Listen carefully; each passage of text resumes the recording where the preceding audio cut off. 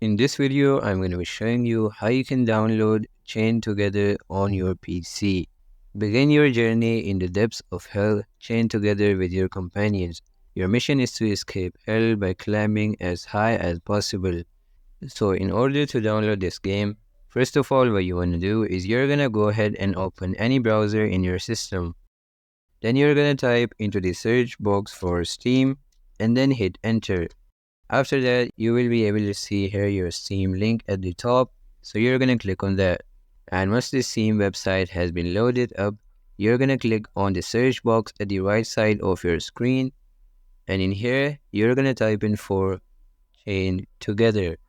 As you can see here, our game has arrived, which is Chained Together, and it is only 2.99 USD.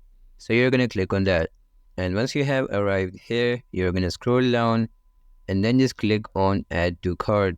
Then click on view my cart, and in here you're gonna click on continue to payment.